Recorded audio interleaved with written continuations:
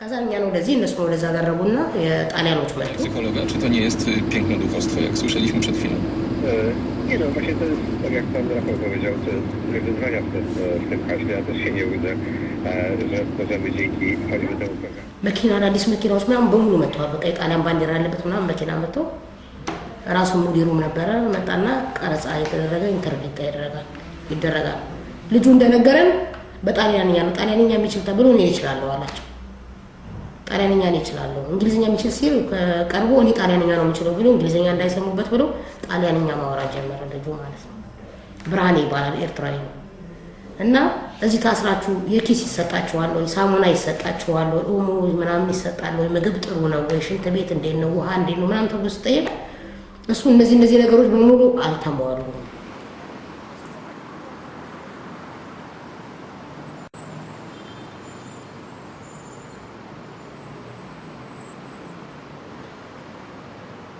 ልጁ በጣም የበለጠው መልሶታል። ጣሊያንኛ በጣም ፐርፌክት ነው ይችላል ልጁ። አሁን ከዛ እንደዚህ ብሎ ተናገረና መኪናቸውን አስነስተው ሄዱ ማለት ነው። ጣሊያኖች ቀረጹ ምናሉ ሄዱ። ዩኤን ይመጣል በዩኤን ስር ምናምን ተብለን ነበር። ምንም ነገር ግን አላየንም። እኛ እዛ ስንመላለስ እንሰራይ ነው የከረመው። ከዛ በኋላ እነሱ እንደሄዱ ትንሽ እንደቆዩ በጣም ብዙ መንገድ አልሄዱም። እነዛ ሰብስቡ ለቀጻ ያመጧቸውን ጥቁሮች ኒጀር፣ ናይጄሪያ፣ ቻድ እነዚህ ሱዳኖችን ዳርፉሮች ምናምኖችን እነሱን በሰልፍ ቀስ እያሉ ሲፈቱ እኛ የነበርንበት ቤት ውስጥ ነው ያጎሩን። እቺ ታክል ቀዳዳ ንፋስ ያላት ቤት ውስጥ ተዘጋብን። We went there. We would like and we wanted to see what is happening there, express and exchange our views, what could be the possible cooperation and so on.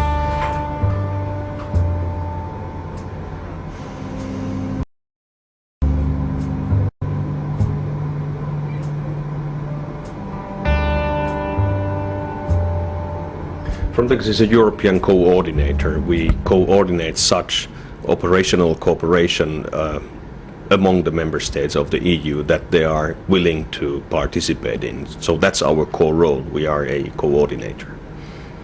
Our staff is about 150 persons working here. The budget for 2008 is confirmed about 70 million euros and the trend is increasing. Libya is a very important country in terms of irregular migration. Our interest, more generally speaking, is to establish partnership with those countries which are either countries of origin of illegal migration or countries of transit. And the philosophy behind that is that border control cannot be only carried out at the border only. We have to act before the border where the problems arise. We have to cooperate and act across the border with our colleagues in third countries, and then at the border and also behind the border. You were in the southern town of Kufra, in the Sudanese border. What did you see down there? Well, actually, I do not remember all the cities, and I personally I was not there, and it's about 1 year ago. Yeah. But this sounds familiar, the name of the city, and unfortunately I cannot give the details of what the experts really see there.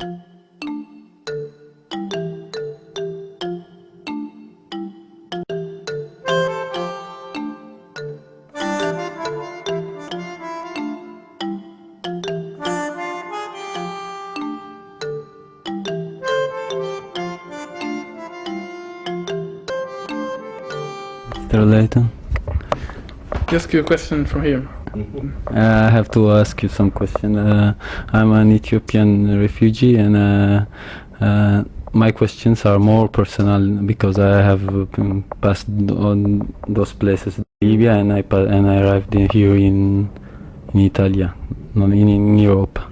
And do you know about how the treatment about the immigrant prisoners are taken from all the cities and transported to the main border of Kufra to the? Well, actually, I don't know the details, but I have been told that there are a lot of room for improving the respect of the human rights and the conditions that is widely known. We are not. And we did not go to Libya to be some sort of judge I give you some information about the Libyan police. I was sold by the Libyan police in the borderline of Kufra, between Sudan and Libya. I was sold in 13 dinar, and they escort you to the intermediaries or to the smugglers who themselves will take you back to the city. There is a game between the police. How can you be sure which trafficker is about to be arrested or to be, how much credit will you give to the Libyan government? Well, that is a enormous challenge, and unfortunately border control cannot solve this question, and Frontex is a coordinator in the field of border control, so we do what we can.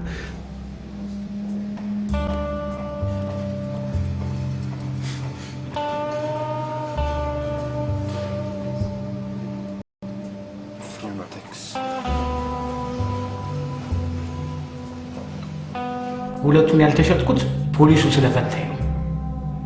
እንዲፈታ ታምሜ ስለነበረ ሕክምና ሄጄ ማለት ነው።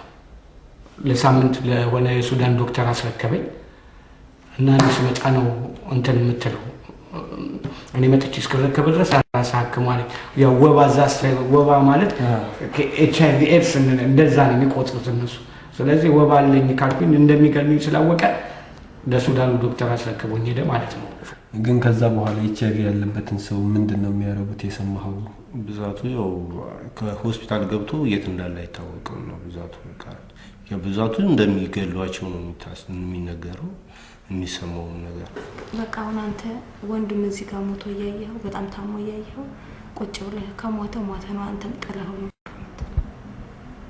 አንተ ምናምን ትያዘው ምንም ወረቀት ነገር የለም። መታሻ ሰጠኝ ለ10 ቀን ደበቀኝ ምናለኝ ትራብልስ ደውዬ ገንዘብ ምናምን እንደዚህ ወጥቻለሁ ምናምን ስላቸው በፈለግሹ ነው ምንም ችግር የለም ምናምን አሉ። በቃ እነሱ ተባብረው ወደ ትራብልስ ገባሁ።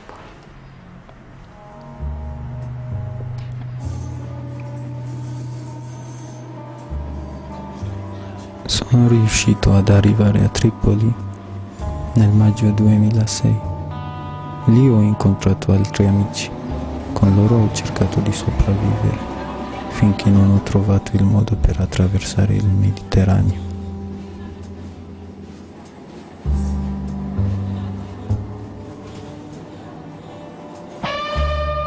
ሁሌ ግን የማይወሰኝ ነገር ስጋቱ ላለመያዝ በምናደርገው ጥንቃቄ እምንተኛው አተኛኘት ያው ያለን ልብስን ለባብሰ ነው የምትወጣው። ገንዘብን እዚህ ስር እንዳደረክ ነው። ገበያም ሱቅ ከፈለክ ደግሞ እዚህ ስር ብትሰፋታለህ ገንዘብን እዛም የፈለክበት ቦታ ሱቅም ስትሄድ ወይ ኢንተርኔትም ስትሄድ ገንዘብን ይዘህ ነው መሄድ ያለብህ። ላትመለስም ትችላለህ። እንትን እያሉ እጮህ ነበር ፖሊስ መጣው እያልኩ ማለት አውቄው ሳይሆን እንትን ብዬ ማለት ነው። በጣራ ገቡ እያልኩኝ እጮህ ነበር። ከዛ ስልስል እየተሻልኩ መጣው።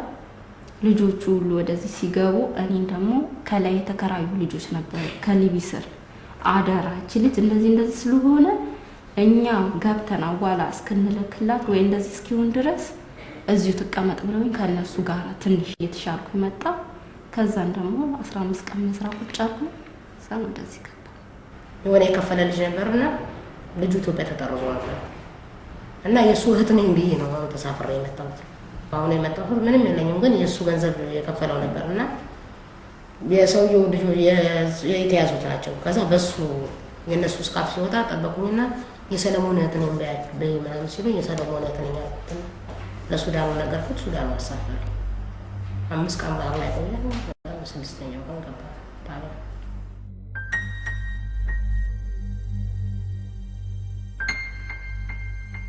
A Lampedusa non si fermano gli sbarchi. Continuano gli avvistamenti e le operazioni di salvataggio nello specchio d'acqua compreso fra Lampedusa, Malta e la Sicilia. Gli ultimi sbarchi stamattina, 33 clandestini, tutti di origini centrafricane, soccorsi da una motovedetta della Guardia Costiera al largo di Lampedusa nella tarda mattinata.